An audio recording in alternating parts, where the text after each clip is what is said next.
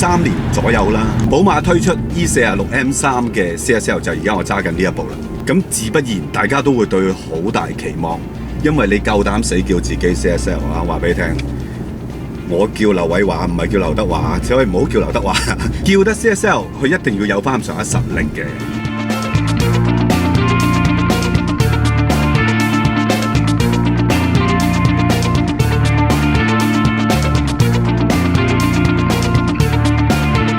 車廠出特別版嘅車咧，就由來已久㗎啦。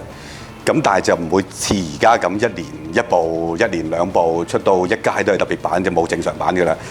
咁但係回想翻10幾年前，甚至更早嘅年代，佢哋出嘅特別版咧，其實真係好特別嘅，因為佢哋除咗喺個外觀上邊做咗一啲好唔同嘅設計之外，仲有機械上邊都係做咗好多嘢，希望令架車係提升到另外一個層次。咁當然價錢亦都會貴啲啦，產量亦都會極之少啦。好似我身後呢一部 M3 嘅 CSL 咧，其實你眼見嘅嘢咧都已經分辨到佢係 CSL 㗎啦。咁但係更多其實喺裏邊。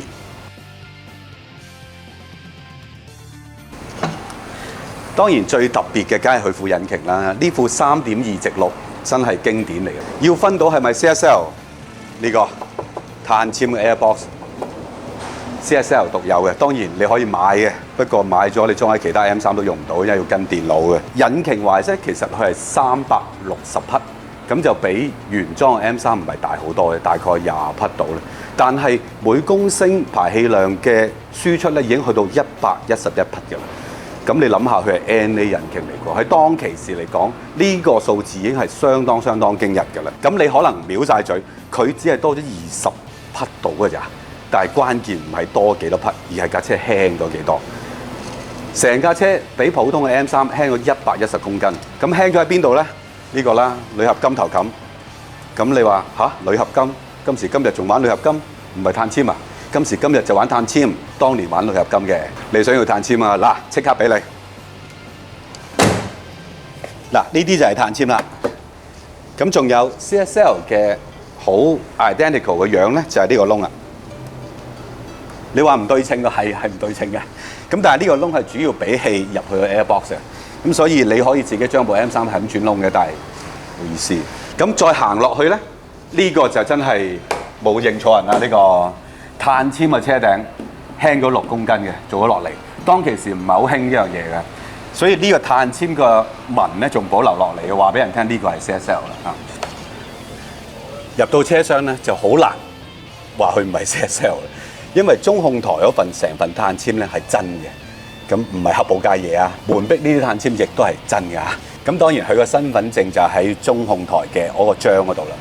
咁 CSL 大概生產咗2年到啦，咁全球嘅產量咧係1300幾部嘅，咁右軚車咧好似係500幾部嘅啫。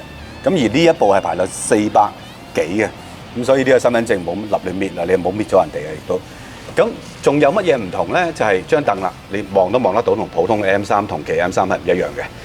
另外就係望唔到嘅嘢咧，就係佢其實係一個玻璃纖維嘅椅殼嚟嘅，咁所以係特別輕嘅，好似呢隻鈴咁啊，呢個19寸鈴，咁望落去好似話好普通啫喎。但係如果係比同期嘅 M3咧，4隻鈴加埋4條呔咧，係輕咗11公斤嘅，都相當輕嘅。咁仲有嘅，梗係呢塊微玻璃係特別薄嘅。咁唔使驚，冇危險嘅，輕咗啊嘛。咁再睇落去，呢個鴨尾亦都係好 CSL 獨有嘅。咁個章就當然有得認啦，不過黑布膠可能有得賣㗎。咁再落咧，其實係個尾喉咧，佢用嘅鋼材咧係特別薄嘅，因為亦都為咗偷輕嘅。咁啊，碳纖狂迷就仲有得高興啦。呢一份咧都係碳纖嘅。咁所以 CSL 如果就咁單咁望外形咧，都其實幾容易認得到嘅。除非你刻意改到佢咁咯。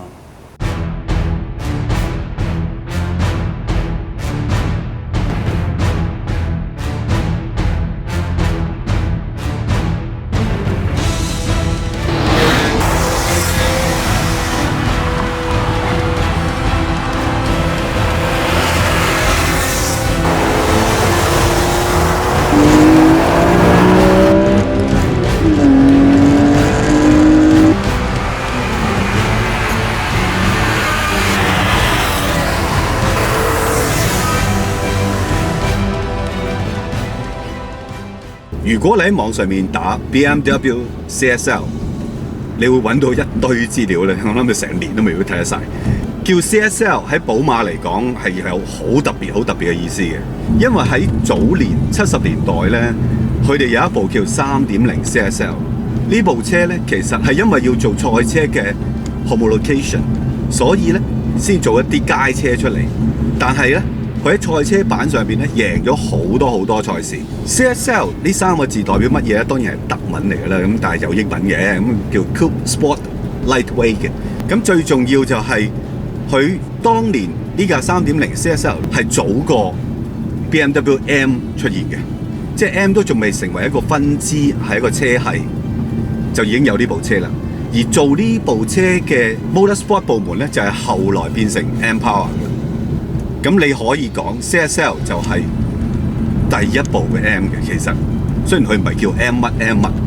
嚟到2000年頭，2003年左右啦，寶馬推出 E46 M3 嘅 CSL， 就而家我揸緊呢一部，香港係有賣過嘅。咁以我所知，好似係得幾部，應該係10部以內，可能都唔夠10部。但係當其時嘅標價咧都幾嚇人嘅，即係好似過百萬，唔知101萬左右。咁當年我就猛問 BMW Hong Kong 有冇得試，冇啊，全部賣晒㗎啦，係訂翻嚟搶貨咁搶翻嚟㗎。咁當其時普通一部 M3 咧，應該大概係70-80萬到啦，所以都貴幾多㗎。好似我喺片頭所講，佢做咗好多機械工程嘅改動。其實希望令架車係揸起上嚟完全唔一樣嘅，但係喺性能上邊馬力大咗好少嘅啫。不過如果你睇翻啲真係實際嘅加速數字咧，佢0至100 4.9秒，喺當其時嚟講係相當快嘅。點快法咧？俾一個參考大家就係同期嘅996 GT3，大概都係快去唔夠半秒嘅啫。咁你可想而知，其實佢呢部車雖然馬力係提升得好少，但係咧個速度咧就快咗好多。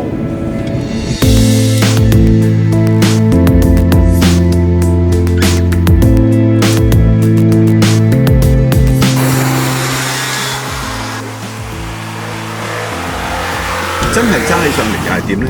我第一個感覺同 E46 M3 就係成架車咧真係輕嘅，咁但係個軚盤又好重喎，好結實個軚盤。第二就係佢嗰啲杯士啊、啲啤領嗰啲咧，好似係特別硬淨啊，所以你成架車行喺譬如而家呢一個大帽山嘅路，你會覺得好多聲嘅，好硬嘅，成件嘢好硬嘅。但係佢又唔係話真係硬到係坐喺個手推車上邊嗰種感覺，唔係呢種嚟嘅，唔係嗰啲死硬嗰隻嚟嘅。但係佢比普通 M3 都已經硬咗好多好多。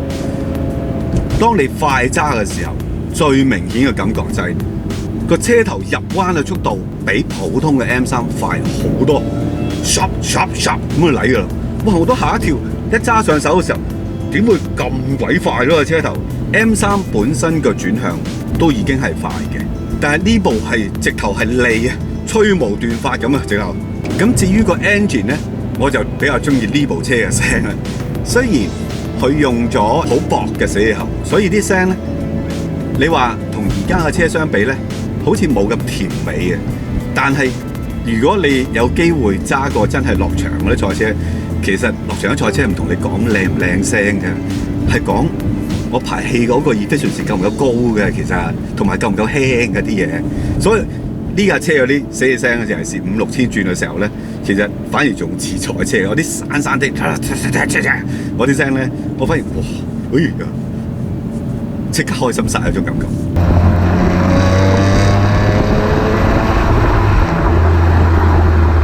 除咗個頭好肯入得好快，入得好利之外，個尾又肯走。開頭揸嘅時候，可能條胎未warm up定點樣，個尾咧其實都幾易想咁樣走出去，有一兩下走咗出去。咁同埋講到甩尾啊，呢架車2000年頭推出，喺同期嚟講，其實佢算係一部幾先進嘅嘢嚟添。譬如佢有一個叫 M-Track Mode 嘅，咁其實係好似而家啲甩尾 mode 咁嘅形式嘅。咁佢都有 DSC， 你可以 off 晒佢嘅。但係咧 M-Track Mode 咧就係俾你甩下而受控嘅情況咁甩嘅。咁係咪好似而家嘅 drift mode 咧？有少少似嘅。咁但係當其時嚟講，2000年頭咧，好似我印象中係冇車有呢一種嘢嘅。咁當然我唔會試啦，人哋個寶貝嚟嘅，呢架傻嘅咩啊？咁第二就係、佢當其時有個 SMG 波箱，我諗好多車迷都記得㗎啦。SMG 波箱其實係 sequential 嘅波箱。喺賽車嚟講咧，其實好多都係用 sequential 嘅，因為賽車需要嘅係一啲轟好直接、變速度好快嘅波箱。最緊要仲係輕啦，當然呢套波箱咧喺早期嚟嘅時候咧 ，SMG 1嘅時候咧，其實咧好多人揸唔慣咧，都鬧到爆嘅。咁而家仲用緊嘅冇幾多啦，已經。以我印象記得就應該係 Lamborghini 嘅 Aventador 仲用緊 sequential 嘅波箱嘅。咁 sequential 嘅波箱咧，其實真係一個棍波嚟，所以咧其實你理論上你有識一啲棍波嘅揸法咧，先至比較容易啲掌握呢套波箱嘅。嗱，所以雖然佢有好似普通自動波個 D 波嘅，但係你塞車嘅時候，你唔俾入去真係唔行嘅。不過如果你真係拍去 manual， 真係轟嘅時候咧，其實咧佢真係好快，講真㗎。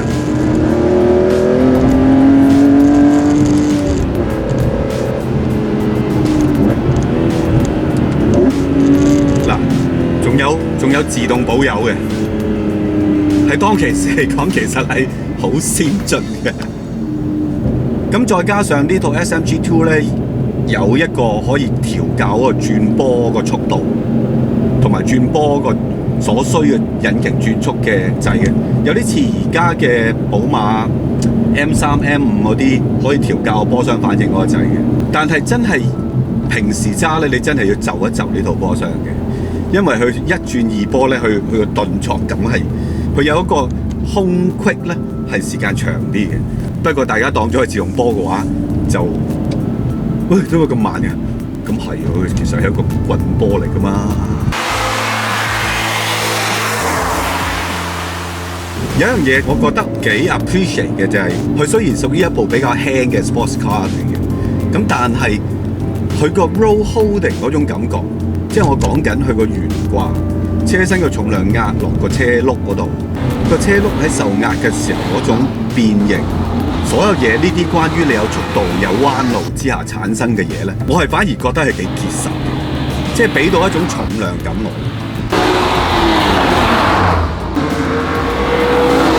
2000年頭推出咗呢一部車，而我冇得試，咁都有啲遺憾嘅，因為哇好勁喎 CSL。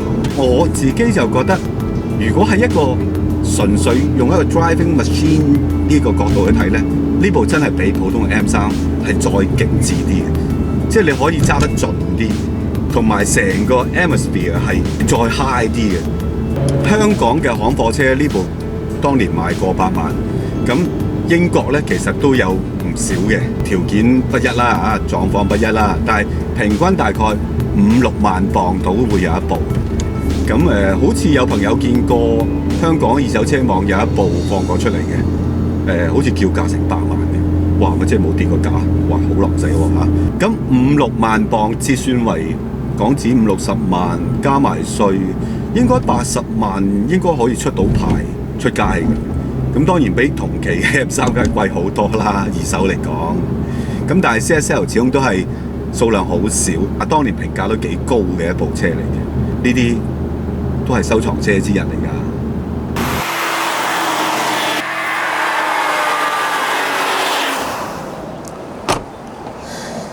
除咗呢架車之外，仲有好多車試㗎，唔同種類㗎。記得 subscribe 我哋嘅 YouTube channel 啦。